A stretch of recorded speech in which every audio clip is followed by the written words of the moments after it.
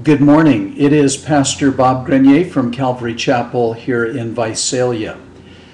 In the first epistle of John, chapter 2, verses 3 through 11, the Lord really helps us to understand if we truly know Him. He gives us clear definitions, clear understanding. This is how you know that you know Him. And so he begins by talking about keeping the commandments of God. The person who says they know the Lord and keep His commandments, or if we keep the commandments, we really do know Him.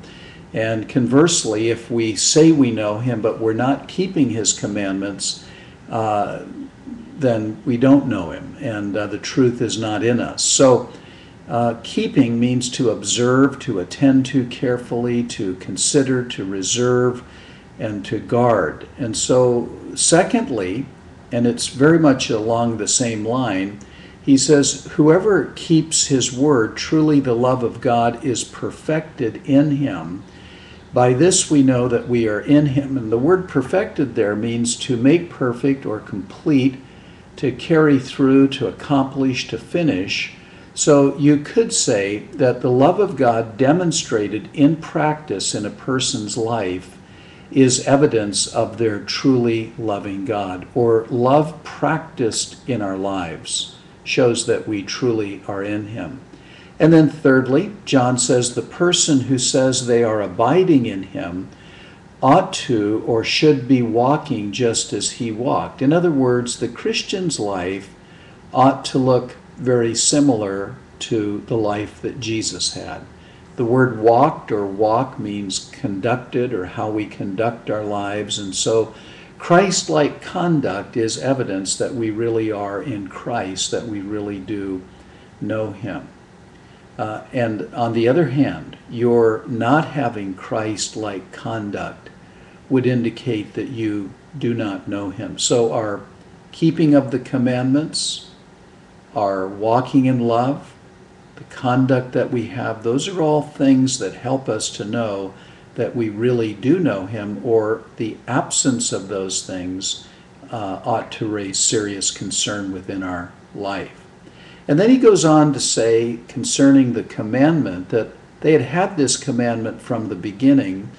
It really was nothing new, but it was new in the sense that now they were new. They were new creatures. They were born again. And they weren't Christians at one time, but now they are. And the commandment, of course, has to do with loving one another.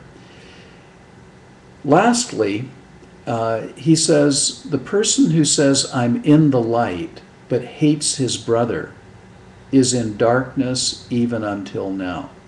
Isn't that something? So a profession of faith that then has hatred for a brother equals that person walking in darkness, not in the light. Even though you say you are in the light, hating proves that you're not in the light, but in the darkness. So the person who loves his brother is in the light. Loving is evidence and proof of being in the light, just as hating is proof of being in darkness. Love is proof of being in the light. And for the loving person, we're told there will be no occasion of stumbling, or God walking in love is going to keep you very stable in your life. So there's a lot to say in this epistle along the line of being assured of our relationship with God. And I would encourage you to enjoy this epistle. Let the Lord help you and draw you into fellowship, and let Him bless you in your life, and let Him help you to learn how to walk with Him and to not be deceived, and to really gain the assurance of who you are in Jesus Christ. It's my prayer that God will cause His face to shine upon you, and that the Lord will lift up His countenance upon you and give you great peace. God bless you. Bye-bye.